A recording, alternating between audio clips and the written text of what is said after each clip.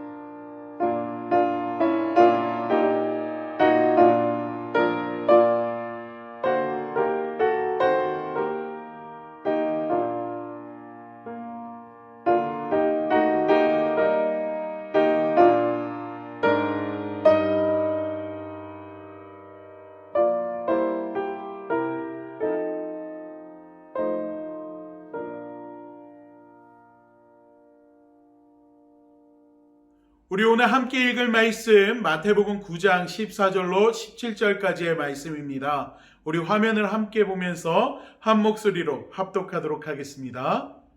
그때 요한의 제자들이 예수께 나와 이르되 우리와 바리새인들은 금식하는데 어찌하여 당신의 제자들은 금식하지 아니하나이까? 예수께서 그들에게 이르시되 혼인집 손님들이 신랑과 함께 있는 동안에 슬퍼할 수 있느냐? 그러나 신랑을 빼앗길 날이 이르리니 그때에는 금식할 것이니라. 생배 조각을 낡은 옷에 붙이는 자가 없나니 이는 기운 것이 그 옷을 당기어 헤어짐이 더하게 됨이요. 새 포도주를 낡은 가죽 부대에 넣지 아니하나니 그렇게 하면 부대가 터져 포도주도 쏟아지고 부대도 버리게 됨이라. 새 포도주는 새 부대에 넣어야 둘이 다 보전되느니라. 아멘. 우리 오늘 함께 말씀을 나눌 때 우리의 생각과 우리의 마음이 주님께 향하는 시간이 되기를 간절히 축원합니다. 얼마 전 제가 문득 아저씨가 되어가고 있다라는 생각이 들었습니다. 그리고 가만히 곰곰이 생각을 해보니까요, 그 생각이 확신이 되더라고요. 그래서 연습장을 하나 꺼내가지고 이런 글을 하나 썼습니다. 부끄럽지만 우리 함께 좀 나눠봤으면 좋겠어요. 제목, 아재가 되어간다. 점점 아재가 되어간다. 인스타그램이 어렵다. 점점 아재가 되어간다. 청소년부 아이들의 대화를 이해하지 못한다. 점점 아재가 되어간다. 꼰대 마인드에 내가 놀란다. 점점 아재가 되어간다. 걱정과 근심이 많아졌다. 점점 아재가 되어간다. 사용하는 언어가 한정적이다. 점점 아재가 되어간다. 옛날 노래만 찾아 듣고 있다. 점점 아재가 되어간다. 일처리 속도가 느려지고 있다. 점점 아재가 되어간다. 아픈 곳이 늘어간다. 점점 아재가 되어간다. 설교문이 암기가 안 된다. 점점 아재가 되어간다. 적지 못한 이유들이 더 많다. 그렇게 난 아재가 되었다. 그런데 원래 아재가 더 무서운 법이다. 아재 파워가 있으니. 자, 여러분 어떻습니까? 공감하시는 분들도 아마 계실지 모르겠습니다. 제가 아재가 되어가는 이유들을 나열하다 보니까 스스로에게 놀란 것이 있습니다. 바로 꼰대 마인드입니다. 꼰대라는 말 여러분도 아마 잘 아는 말이지요. 사실 이 꼰대라는 말은 비속어입니다. 하지만 이 꼰대라는 말이 가지고 있는 뜻을 보면은요, 권위적인 사고를 가진 사람을 뜻한다라고 되어 있습니다. 그리고 권위적인 사람들이 가지고 있는 특징이 있습니다. 자신들의 생각이나 방식이 항상 옳다고 여긴다라는 것입니다. 사실 여기서 젊은 세대들과 많이 부딪히게 되지요. 예를 들면 부모와 자녀 간에 이런 일을 많이 일어나게 됩니다. 부모님은 부모님의 생각에서 아이들에게 조언을 하지만 아이들은 자신의 새로운 문화가 있기 때문에 오히려 부모님의 조언이 잔소리 혹은 간섭으로 들릴 수밖에 없다라는 것입니다. 오늘 본문 말씀을 보면은요, 이런 꼰대 마인드를 장착한 이들이 등장합니다. 바로 세례 요한의 제자들이었습니다. 예수님께서 제자들과 함께 마태의 집에서 식사를 하고 계실 때 세례 요한의 제자들이 예수님 앞에 나옵니다.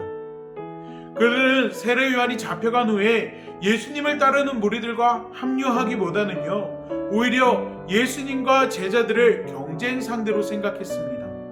그러다 보니 이들이 예수님과 제자들을 바라보는 시선이 그리 좋지만은 않았습니다.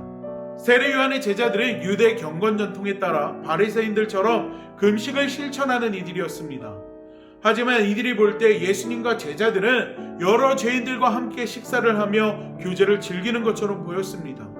때문에 세례 요한의 제자들은 예수님의 제자들이 금식하지 않는 것에 대해서 의아하게 생각하며 예수님께 질문을 합니다.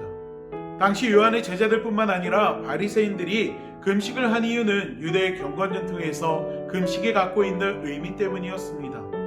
여러분, 금식은요, 하나님의 뜻과 도움을 구하고 슬픔과 회개를 표현하며 또 무엇보다도 이스라엘의 포로 귀환과 종말적 회복을 바라고 기다리는 데서 행해졌던 만큼 세례 요한의 제자들과 바리새인들이 금식을 종교 의식 중 중요한 규율로 지켜왔습니다.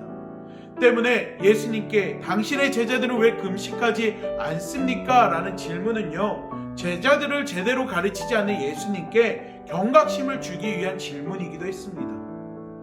하지만 예수님은요, 오히려 그들에게 새 포도주는 새 부대에 넣어야 한다라고 말씀하십니다. 즉, 그들이 행하고 있는 금식을 비롯한 종교적 행위들은 낡은 부대와 같다라고 지적하고 있는 것입니다. 바리새인과 세례 요한의 제자들은 율법과 형식에 매여서 메시아로 오신 예수님을 알아보지 못한 것입니다. 다시 말해 그들은 그들이 지키고 있는 행위들에만 만족한 나머지 예수님이 주시는 새 포도주와 같은 복음을 필요하지 않은 상태가 된 것입니다. 사랑하는 성도 여러분, 우리도 마찬가지입니다. 신앙의 연수가 많아질수록 우리의 신앙도 깊어져야 하는데 어느 순간부턴가 우리도 영적인 꼰대 마인드에 사로잡혀 예수님의 말씀이 아닌 습관적이고 형식적인 신앙생활을 하며 만족할 때가 있습니다.